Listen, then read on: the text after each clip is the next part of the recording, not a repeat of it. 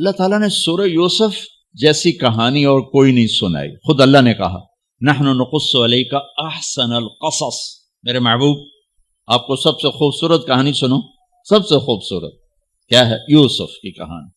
اور کسی نبی کا یوں تفصیل سے چلتے چلتے واقعہ پورے قرآن میں اور کہیں نہیں جیسے یوسف علیہ السلام کی کہانی.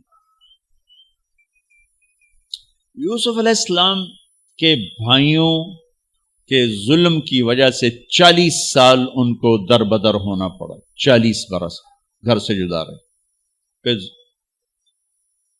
تہمت لگی، زلیخا نے تہمت لگائی، اور پھر جب وہ عورتوں میں بھی بات پھیل گئی کہ مجرم تو یوسف نہیں، مجرم تو زلیخا ہے، تو تھوڑی بدنامی ہونے لگی. تو انہوں نے یوسف علیہ السلام کو گدھے پہ بٹھا کے منہ کالا کر کے پورے شہر میں چکر لگوایا اور پیچھے اعلان کروایا ھذا جزاء من اراد بسیدہ سوء. جو اپنے آقا سے برائی کرے اس کی یہ جزا ہے. یہ بازار میں نبی ابن نبی ابن نبی ابن نبی گدھے پر پھرایا جا رہا. پھر جیل 309 سال بضع سنین. جن بھائیوں نے یہ دکھ پہنچایا تھا ان کے ساتھ کیا ہونا چاہیے تھا؟ میں صرف ان کا اب جملہ بتاتا ہوں جو یوسف علیہ السلام نے جب اپنا تعارف کا جو بنیامین کو روک لیا. آپ پیچھے بھائیوں نے جا کر بتایا کہ بنیامین نے چوری کر لی تھی، اس کو وہ روک لیا ہے وزیر خزانہ نے. یعقوب علیہ السلام نے فرمایا کہ نہیں بیٹے میرا یہ خط لے جاؤ اور اس کو دے دو تو وہ امید ہے چھوڑ دے گا. تو وہ خط ایک بڑا دردناک، وہ بڑی تحریر تھی. لکھا تھا عزیز مصر کے نام، ہم انبیاء کی اولاد شروع سے ہی آزمائش کی بھٹی میں ہیں. میرے دادا کو آگ میں ڈالا گیا، میرے چاچا کو چھری کے نیچے سے نکال، باپ کا لفظ آتا ہے، میرے باپ کو، چاچے کو بھی باپ عربی میں کہتے ہیں، چھری کے نیچے سے نکالا گیا. میرے بچے کو مجھ سے چھینا گیا. آج 40 سال ہو گئے مجھے اس کی خبر نہیں. تیری بڑی مہربانی میرا بیٹا واپس کر دے، ہم چور نہیں. اچھا چونکہ یعقوب بھی نبی، یوسف بھی نبی، جب یوسف علیہ السلام اقتدار میں آ گئے تو اللہ کی طرف سے اجازت نہیں باپ کو بتانے کی کہ بھائی بتا دو میں ٹھیک ٹھاک ہوں. خاموش وہ خاموش. صبر پک رہا ہے. جب یوسف علیہ السلام نے خط پڑھا تو بہت روئے اور اللہ کی بارگاہ میں دعا مانگ، یا اللہ اب مجھے ملا دو، اپنے گھر والے ملا دو، بتا دو. پہلے روکا ہوا کہ اب بتا دو. تو یوسف علیہ السلام نقاب اوڑھتے تھے، اپنے حسن ایسا تھا، نقاب اوڑھتے تھے کوئی فتنے میں نہ پڑے. جب وہ دوسری دفعہ بھائی آئے، تیسری دفعہ، تو ایھا العزیز قد مسنا واہلنا الضر وجئنا ببضاعة مزجاة فأوف لنا الكيل وتصدق علينا ان اللہ یجزی المتصدقین. کیا عاجزی ان کلمات. جناب لائے تو کچھ نہیں ہے بھائی، یہ 2 پھوٹی کوڑیاں ہیں، ہمیں کچھ غلہ دے دو، بڑی بھوک اور فاقہ ہے. تو یوسف علیہ السلام نے ایسے نقاب ہٹایا، ایک دم انہوں نے یوں دیکھا، ابھی پہچانا نہیں.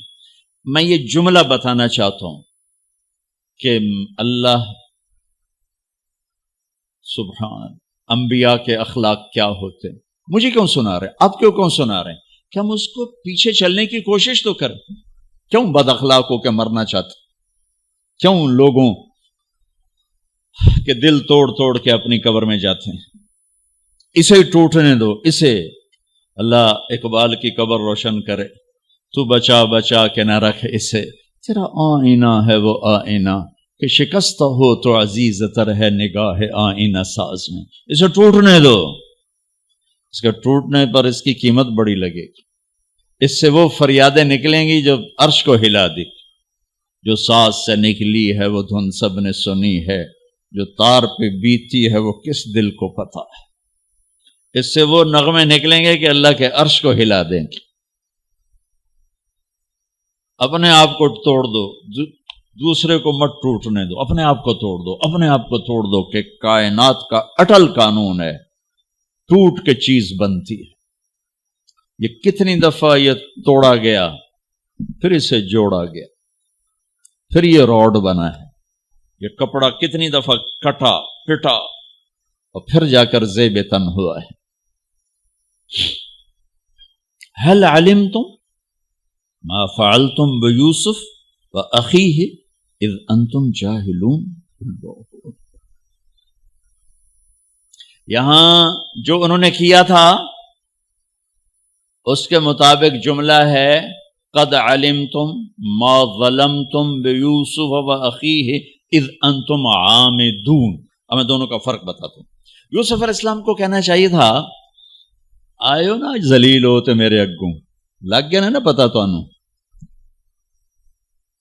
تم نے جو میرے ساتھ ظلم و ستم جو تم نے میرے اوپر ڈھائے، اور جان بوجھ کے تم نے مجھے گھر سے بے گھر کیا، آج اس کا مزہ چکھ رہے ہو کہ نہیں چکھ رہے ہو؟ یہ کہنا تھا۔ قد علمتم، تمہیں سارا پتا تھا، تم نے مجھے گھر سے نکالا، کنویں میں ڈالا، بازار میں بکا، تہمتیں اپنے دامن میں سمیٹ کے جیل میں گیا، یہ کہنا تھا۔ واہ واہ، یوسف علیہ السلام پہ قربان جاؤں۔ هل علمتم ما فعلتم بیوسف واخیہ اذ انتم جاہلون۔ مجرم کی طرف سے صفائیاں پیش کر رہے ہیں مدعی۔ آپ بے خبری میں حل وہاں بولا جاتا ہے کہ مجھے پتا ہے کہ جو بات میں عثمان کو کہنے لگا ہوں اس سے معلوم نہیں۔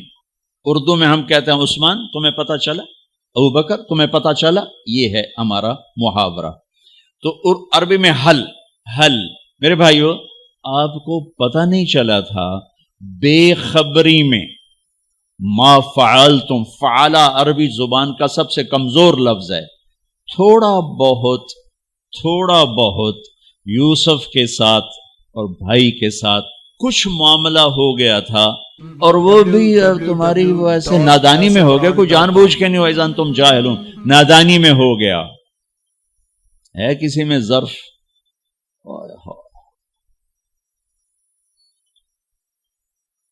بھائیوں نے ایسے دیکھا۔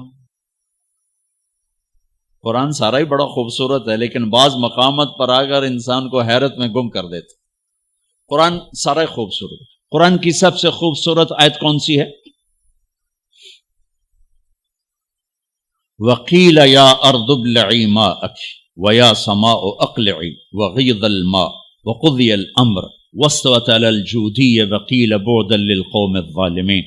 یہ قرآن کی سب سے خوبصورت آیت۔ یہ لفظ بھی یہاں اپنی جگہ پہ شاہکار ہے۔ اِنَّكَ لَأَنْتَ يُوسُف، اِنَّكَ لَأَنْتَ يُوسُف۔ حیرت، خوف، شک، یقین، ڈرے ہوئے، سہمے ہوئے، آس لگائے ہوئے، خطرے میں گھرے ہوئے، تھوڑا تھوڑا پہچانتے ہوئے، تھوڑا تھوڑا انکار کرتے ہوئے، بے شمار کیفیات کو قرآن نے دو لفظوں میں اِنَّكَ، شیر حیرت میں ہے، انگلیاں اٹھ رہی ہیں، اِنَّكَ لَأَنْتَ یوسف۔ پہلے شک پھر یقین، پہلے سوال پھر جواب، پہلے خوف پھر امن، پہلے ڈر پھر اطمینان۔ اِنَّكَ لَأَنْتَ یوسف، کہیں تو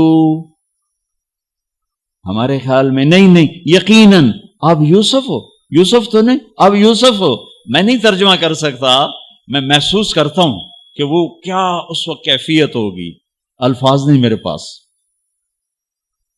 انا یوسف وہذا اخی، ہاں میرے بھائیو ڈرو نہیں، میں یوسف ہوں، یہ میرا بھائی ہے۔ قد من اللہ علینا، سب اللہ نے ہمارے اوپر کرم کیا ہے۔ انہ من یتق ویصبر فإن اللہ لا یضیع اجر المحسنین۔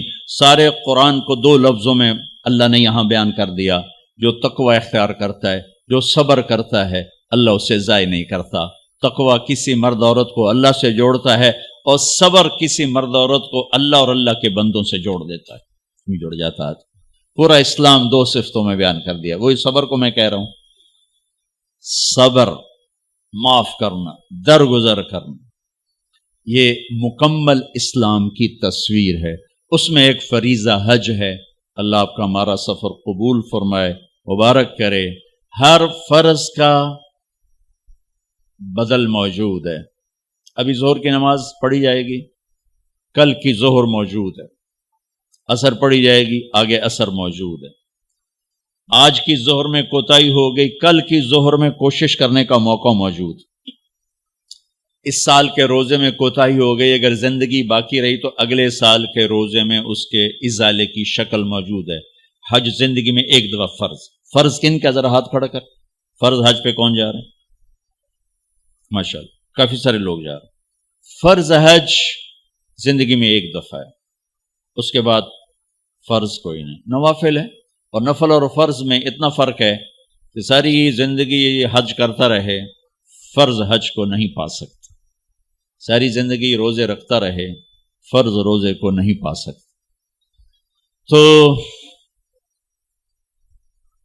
اللہ تعالیٰ نے ایک جملے میں سارے حج کے آداب بتا دی، تزودوا فإن خیر الزاد التقوی۔ تزودوا، بھائی کوئی سامان سمون ٹھیک کر لو، لے کے جاؤ۔ تزودوا ایک لفظ، مادی جسمانی ضروریات کے لیے ایک لفظ۔ ہاں بھائی پاسپورٹ دیکھ لو، ٹکٹ دیکھ لو، اور اپنا پیسے دیکھ لو، سامان دیکھ لو، اور آگے عثمان تمہارے لیے ہے بھائی، تو ایس ہوٹل جا، تو ایدے جا، تو ایدے جا، اے کھا لو، اے پی لو، اے کھا لو، اے پی لو، ٹھیک ہے؟ اس کے لیے ایک لفظ تزودوا، تزودوا۔ اور تمہارا تو حج بھی مہنگا ہے، لہذا تسی ذرا چوکھے ہی احتیاط کرو گے، تائیں پیسے بھی بوڑھا ہو تو ٹائم بھی برباد کر کے آ جاؤ، وہ نوے ہر شے گئی۔ تو میرا اللہ مادی ساز و سامان وہ بھی لے کے جانا ہوتا ہے، اس کے لیے کہتا ہے تزودوا، ایک لفظ، ایک لفظ، ابے لے لو سامان سمون لے لو۔ پھر آگے جو اصل حج کا سامان ہے اس کے لیے پورا جملہ بولتا ہے، پورا جملہ کا ایک سامان میں تمہیں اپنی طرف سے بتاتا ہوں، کیا لینا ہے کچھ نہیں بتایا۔ پہلے تو آٹا بھی جاتا تھا، ہماری تائی مرحومہ وہ 67-68 میں حج پر گئیں، قافلہ کٹھا، سارے ذمہ دار کٹھے، سارے خاندان کٹھے، بوریاں آٹے دیاں، بوریاں چاولوں دیاں، پیپے گھیو دے، بری جہاز پہ جانا، پورا ٹرک دا سامان ساڈی تائی دے نال ہوئے، ایک چاچا آئی، ایک تائی آئی، 2-4 بندے ساڈے خاندان دے آن، پورے ٹرک دا سامان نال جاندہ پہ۔ اس کے لیے ایک لفظ ہے تزودوا، لیکن اللہ نے کچھ نہیں بتا کیا لے کے جانا کیا نہیں لے کے جانا، کہ تم آپ سمجھے کہ ایک سامان میں تمہیں بتا رہا ہوں وہ تمہارے ذہن میں نہیں، لہذا وہ غور سے سنو۔ تزودوا، ابھی کو لے لو سامان، پھر آگے کہا جو میں بتانے لگا ہوں اگر وہ ساتھ نہ ہو تو سارا حج زیرو ہو جائے گا، اگر وہ ساتھ ہے تو سارا حج پورا ہو جائے گا۔ وہ کیا ہے؟ فَإِنَّ خَيْرَ الزَّادِ التَّقْوَىٰ۔ اتنا لمبا جملہ بتایا کہ سب سے بہترین حج کا سامان ہے تقویٰ، تقویٰ، یہ ساتھ لے کے جانا، تو ہمارا حج مزدار ہو جائے گا، بہترین ہو جائے گا، باقی اونچ نیچ ہو جائے گی لیکن بہترین ہو جائے گا۔ ایک سال بارش آ گئی، 8 لاکھ حلبے روڑ گئے تھے، 2 لاکھ حلبے روڑ گئے تھے، 15 لاکھ حلبے روڑ گئے، بیٹھے رہو بھائی، تو اللہ جب چاہے نظام توڑ دے، جب چاہے سارا نظام ختم کر دے، لیکن تقوی کو نہ بارش لے جا سکتی، نہ بجلی، نہ بھاپ، نہ گرمی، نہ سردی، نہ خیمہ، نہ ہوٹل۔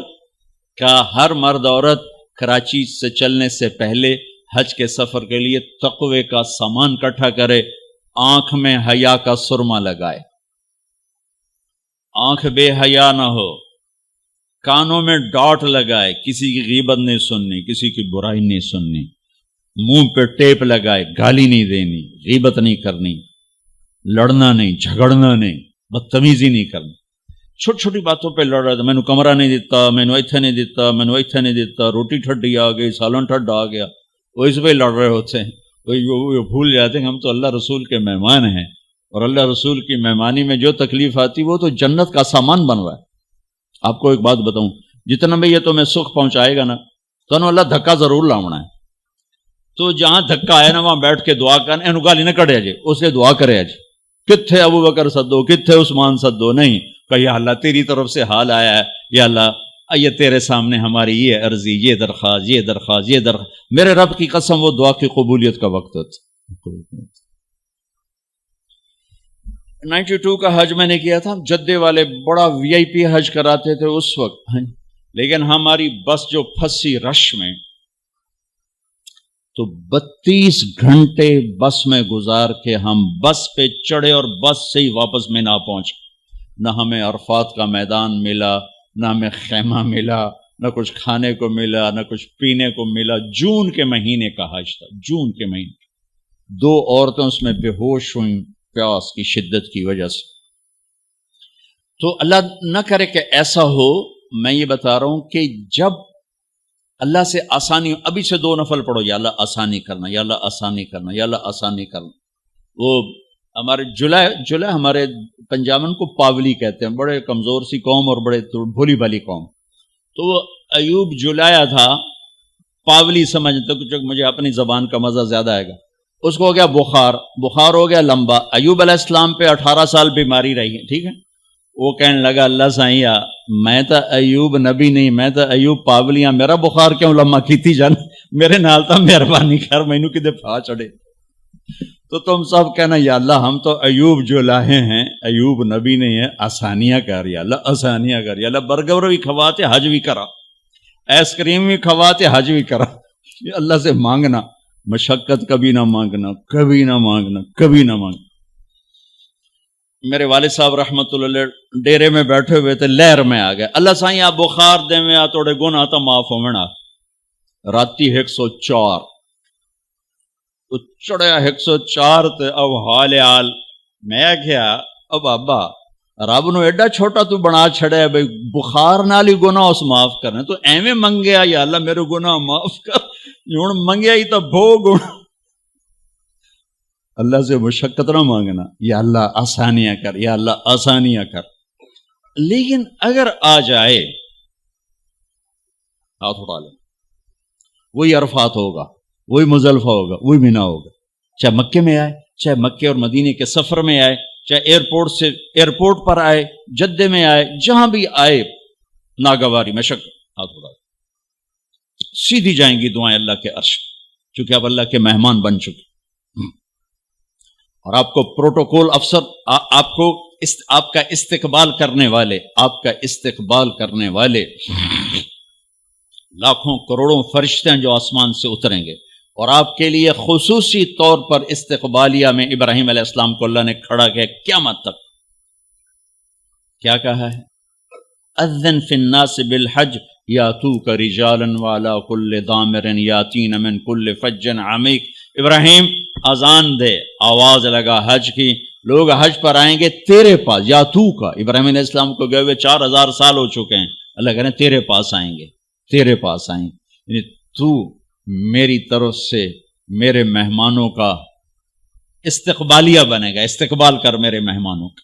لہٰذا یہ سفر بہت مبارک ہے، اس میں لڑائی نہیں کرنی، جگہ پہ نہیں لڑنا، کمروں پہ نہیں لڑنا، کھانے پہ نہیں لڑنا. جو آ جائے اسے برداشت کر کے اللہ سے دعاؤں میں نفلوں میں لگ جاؤ، دعا میں لگ جاؤ، تسبیح میں لگ جاؤ، تلاوت میں لگ جاؤ، گناہوں کی معافی میں لگ جاؤ.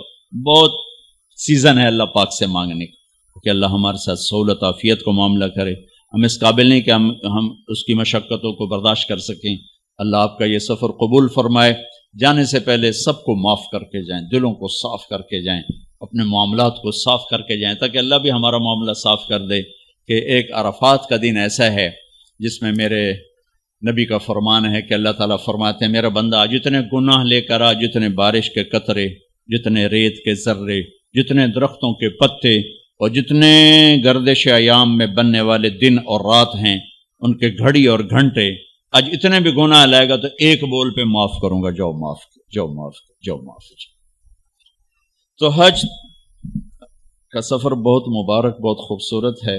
اللہ تعالیٰ آپ کے لیے، ہمارے لیے اسے ہماری نجات کا ذریعہ بنائے، قبولیت کا ذریعہ بنائے. جن کا فرض ہے اللہ تعالیٰ فریضہ کی ادائیگی کی شکل پیدا فرمائے، جو نفلی طور پر جا رہے ہیں تو اللہ کو پسند ہے اس کے گھر بار بار آنا. تابعوا بین الحج والعمرہ، حج اور عمرہ بار بار کرو، بار بار کرو. فإنہما ینفیان الفقر والنفاق، بار بار حج اور عمرہ تمہارے نفاق کو بھی دور کرتا ہے اور تمہارے فقر کو بھی دور کرتا ہے. اللہ کے گھر کی حاضری جتنی دفعہ نصیب ہو مانگتے رہو، جاتے رہو. اللہ تعالیٰ آپ کا یہ ہمارا سفر قبول فرمائے. بس اس کی ذرا احتیاط ہو کہ زبان، آنکھ، کان یہ سب تقوی میں آ جائیں اور دل تقوی میں آ جائے تو انشاءاللہ یہ سفر بہت خوبصورت ہوگا. اور جب اللہ تعالیٰ آپ کو موقع دے واپس آ کر تبلیغ میں آپ وقت ضرور لگائیں. یہ بہت خوبصورت محنت ہے، آپ جائیں گے آپ کو بہت فائدہ ہوگا.